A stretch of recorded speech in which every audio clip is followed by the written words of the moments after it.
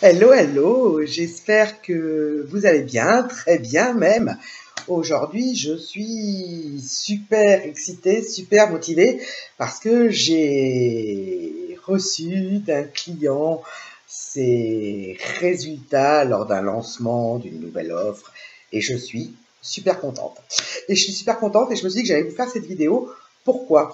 Parce que on a, après cette annonce, échangé sur les habitudes que je lui avais demandé de mettre en place afin d'aller plus loin dans le développement de son entreprise. Donc, je vais vous partager 6 habitudes que mon client adoré, qui a des super résultats, a mis en place et ça l'a porté, ça l'a boosté et ça lui a permis d'atteindre les objectifs qu'il s'était fixés pour ce début d'année 2021. Donc, c'est déjà un grand pas en avant et effectivement, quand on a de très beaux résultats dès le début de l'année, ça booste pour aller encore plus loin tout au long de l'année. Alors, sans plus attendre, je vais vous partager 6 habitudes qui, à mon sens, sont primordiales pour vous, pour le développement de votre activité. La toute première, c'est que vous devez mettre en place une routine quotidienne, hebdomadaire, mensuelle, etc., mais pas n'importe quelle routine, la vôtre. Vous devez trouver votre mode de fonctionnement. Si c'est de faire du sport tous les matins en vous levant, faites-le. Si c'est le fait d'éplucher vos mails dès que vous arrivez au bureau, faites-le. Si c'est de vous dire je bosse pendant un quart d'heure, je fais une pause de 5 minutes, faites-le. Mais trouvez la routine qui vous convient pour améliorer d'une part votre productivité et pour garder surtout votre motivation tout au long de la journée et au gré des semaines et des mois qui passent. C'est important parce que cette routine va vous permettre de mieux organiser votre activité en fait tout simplement et de vous faire porter par elle plutôt que de la subir. La deuxième des bonnes habitudes que je vous conseille de mettre en place, c'est de regarder vos avancées, même de les fêter. Oui, j'ai l'habitude de dire que il faut mesurer les choses. Et bien justement, quand on mesure les choses, on reste focalisé dessus et tout ce qu'on mesure avance mieux et plus vite. Donc, regardez vos avancées, regardez vos progrès, regardez, levez la tête en fait, ne restez pas le nez dans le guidon. Comme a dit Andersen, le chameau ne voit pas ses bosses.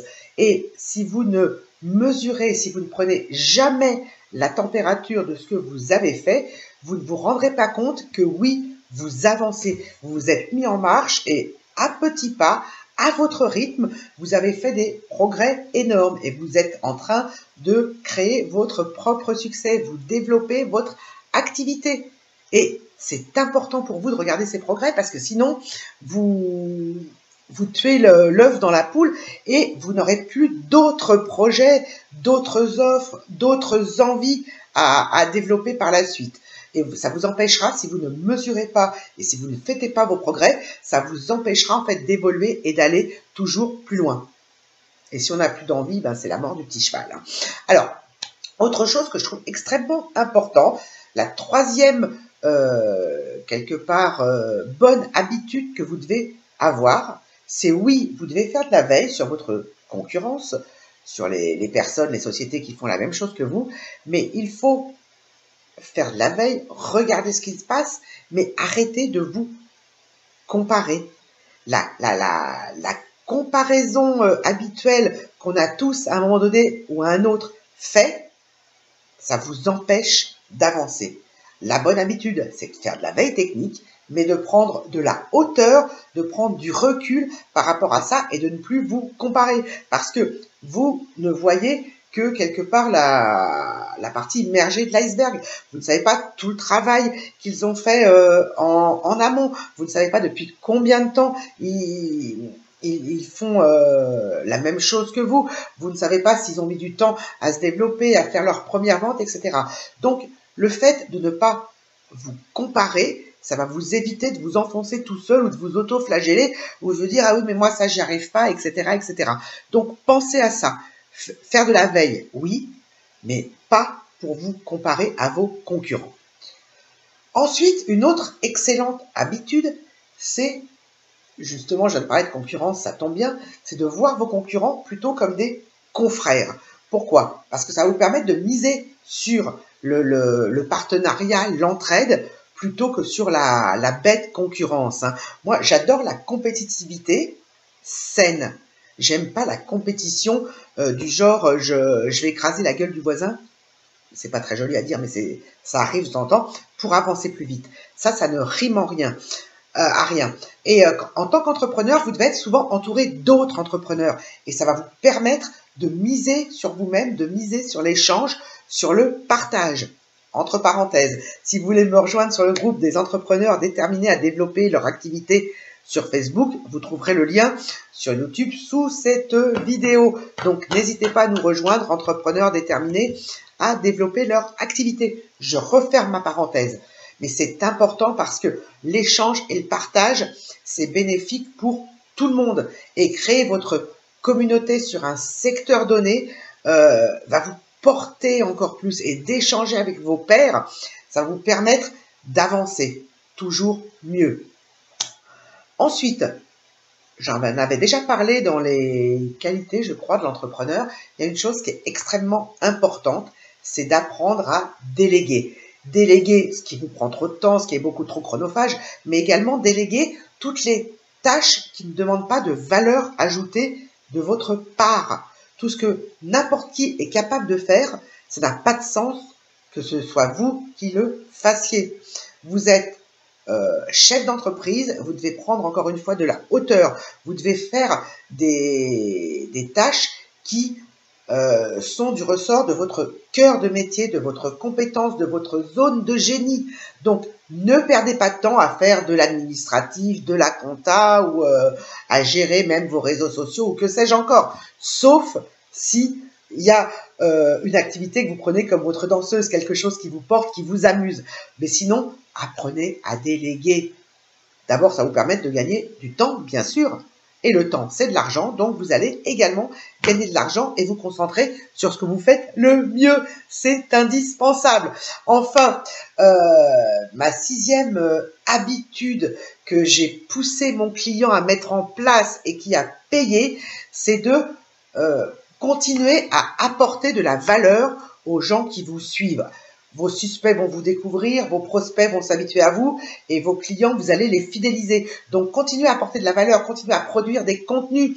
Je vous dis pas de faire des vidéos longues, d'écrire des articles d'experts de 6000 mots. C'est pas le propos. Mais même court, vous devez continuer à entretenir le lien que vous avez su créer. Et ça fonctionne. Et les gens arrivent à vous petit à petit. Je suis tellement contente des résultats qu'a eu mon client. Et lui, il explosait de joie. Et il s'est rendu compte que c'était toute la somme de travail au quotidien qu'il avait mis. Il avait monté l'escalier marche après marche. Et là, il est arrivé au premier palier. Et vu comment c'est parti, dès ce début d'année, il sait qu'il va continuer à gravir cet escalier, cette montagne qui lui paraissait immense avant de commencer à travailler avec moi. Et maintenant, il se dit que oui, c'est possible. Donc, ne lâchez rien. Produisez du contenu, mettez de la valeur, du sens dans ce que vous proposez aux gens sur les réseaux sociaux, par newsletter, quand vous les rencontrez physiquement, si vous en rencontrez encore, échangez par téléphone, mais surtout apportez de la valeur aux gens. On ne vous demande pas d'être parfait, on vous demande d'être vous, de viser l'excellence, pas la perfection. Je le répète souvent, la perfection n'existe pas. Mais ça, ce sont des habitudes que vous devez avoir, les 6 que je viens de vous lister, et ça va vous permettre d'aller de plus en plus loin et garder votre enthousiasme. Et surtout, en ayant ces habitudes d'entrepreneur à succès, vous allez devenir complètement indépendant, vous allez vivre de votre activité, vous allez vous réaliser. Tout ce que je vous souhaite, c'est tout le mal que je vous souhaite. Et comme je le répète très souvent, si vous avez créé votre activité, c'est pour en vivre. Donc, mettez-vous en marche. Passez à l'action, sinon ça ne sert à rien. Vous avez compris maintenant que vous me suivez que moi, je vais vous donner des petites astuces, des conseils, des bonnes pratiques, mais c'est à vous de faire le job, à vous de passer à l'action pour développer votre activité. Ne soyez pas juste spectateur ou consommateur de gratuit.